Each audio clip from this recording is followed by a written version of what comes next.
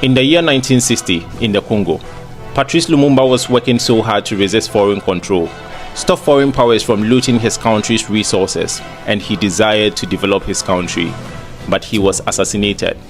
In 1966, in Ghana, Osagyefo Kwame Nkrumah had worked so hard to create some development. He desired to unite the entire Africa, resist foreign control from looting Africa's resources, and to develop Africa as a whole, but he was overthrown with propaganda. In 1987, in Burkina Faso, Thomas Sankara had resisted foreign control for 4 years, resisted foreign powers from looting his country's resources, and he desired to develop his country, but he was assassinated. In 2011, after Gaddafi had turned Libya from one of the poorest states into one of the richest, he desired to unite the entire Africa and to develop Africa as a whole, but he was also assassinated. You see, my friend, I could go on and on because the stories are countless, but the pattern is very clear. And so the biggest question has always been, why is Africa the richest continent with many nations benefiting greatly from its resources, and yet Africans happen to be the poorest people? A lot of secrets on why and how Africa's development has been savagely suppressed for centuries are coming out to light. And so, in my own opinion, there are 3 major arms that are destroying Africa, and the third one is the most dangerous. Let's take a quick look at all 3. In the year 1884, a group of leaders from certain Western countries met in Berlin, and they would call this the Berlin Conference.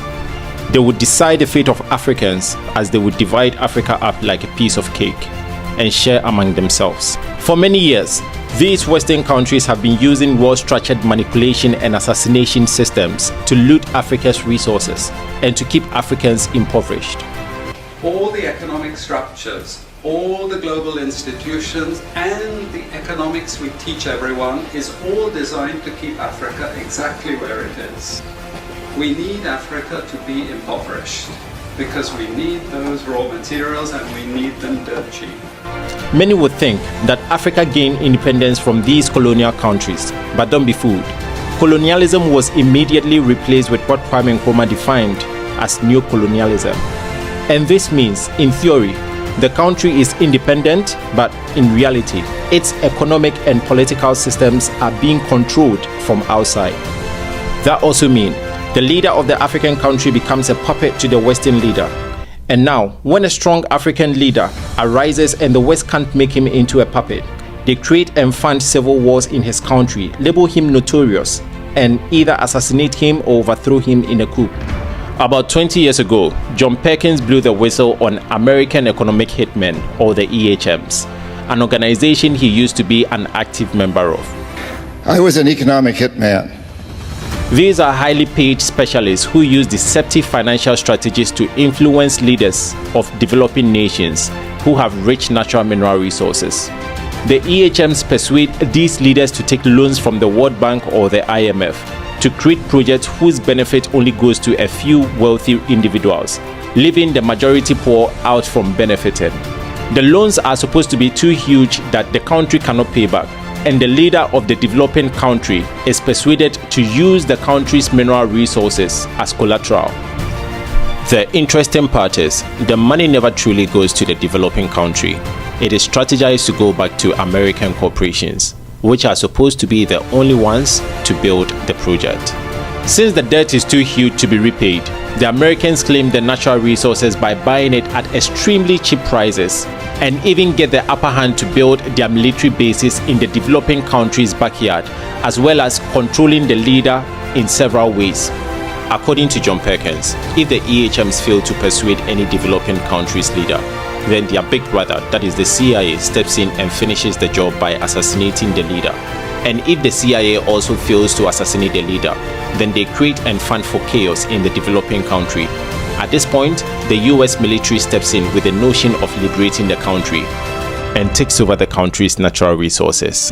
This is really a predatory system, and it's all because they want to make the world into a global empire and take over the world. And Africa isn't the only target.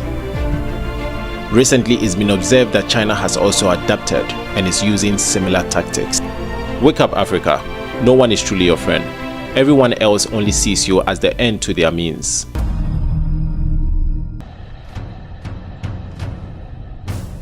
After the United States and the Belgium had used Joseph Mobutu to assassinate Patrice Lumumba in 1961, the United States sponsored and helped Joseph Mobutu into political power. And that was not all. The United States backed and protected Joseph Mobutu to be president for over 3 decades, and even sang his praises, even though Joseph Mobutu stole over $4 billion from his country, the Congo. Of course they liked him, because unlike Lumumba, Mobutu was a very easy and key essential for the West to keep looting his country's resources. So if you ask me, one of the major reasons why Africa is still impoverished today is because most of its leaders have the same character as Joseph Mobutu.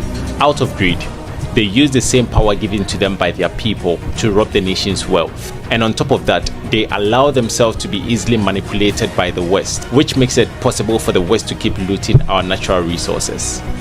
In every 4 years, as soon as these politicians are sworn into office, they budget and approve for hundreds of brand new SUVs, which cost about $250,000 for each. These monies could be used to create jobs for the youth, but no. They would rather raise their standards to look like their Western masters. They award themselves with expensive new houses, huge salaries and bonuses, expensive trips and many more, at the expense of the taxpayers' monies. Moving on to Equatorial Guinea, Mr. President has announced that his son is now the vice president. Between 2011 and 2014, this same guy spent $315 million on properties and luxurious goods. And don't forget about his £100 million mansion in Paris that was seized by the French government. They take huge loans in the name of building national projects, but in most cases, the monies disappear, no projects are seen, and no proper accountabilities are given. In the end, the citizens pay off the debt through tax increments. Let's call a spade and not a big spoon. Most of the African politicians are just visionless thieves. The founder and first president of Ghana, Osagyefo Kwame Nkrumah, suggested in his book, Neocolonialism, that Africa could be placed among the most modernized continents if Africa's resources were used in her own development instead of being so cheap in their raw state. And he also saw that this would either be very difficult or impossible to achieve unless Africa united. The unity would make Africa strong both militarily and economically. And with the unity, Africa could fight off outside exploiters. But unfortunately, he was overthrown even before he could achieve the dream of uniting Africa. Ex-president of Libya, Muammar Gaddafi, was leading other African leaders into unity and was determined to bring into existence Africa's first central bank, which was going to create one currency for Africa, the gold dinar, and back the currency with gold. This would have made the African currency the strongest in the world, forcing the rest of the world to buy Africa's resources in gold. This would have made Africa lead the rest of the world and would free Africa of neocolonialism. For this reason alone, Gaddafi was assassinated. Yes, we came, we saw, he died. One would think that the rest of the African leaders would have come together to continue from where Gaddafi left off. But no, it's either they don't have the balls or they are just power hungry and they all want to be president of starving people, rather than choosing one president of one powerful nation. So yes, one of Africa's biggest problems we have is the greedy people we have in our leadership positions who are willing to sell Africa out only to enrich themselves. And until we learn to see better and act different, we will keep changing political parties, but Africa will still remain impoverished because we will only be changing different fruits, but of the same tree.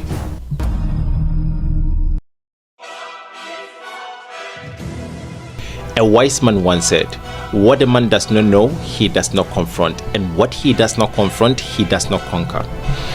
You see, my friend, the African education system was designed by the European colonizers, and it was designed to program the Africans to become obedient employees, totally dependent on them, and definitely not independent problem solvers. And the interesting part is, even up till now, over 90% of Africans do not have a single idea of what is going on. And so the question still remains, how do we even correct what we have no idea of? Unfortunately, when Africans gained independence, the leaders inherited the colonized school system alongside. Until now, no significant changes have been made. The general purpose of education is to train or program students to develop the skills of solving problems on their own.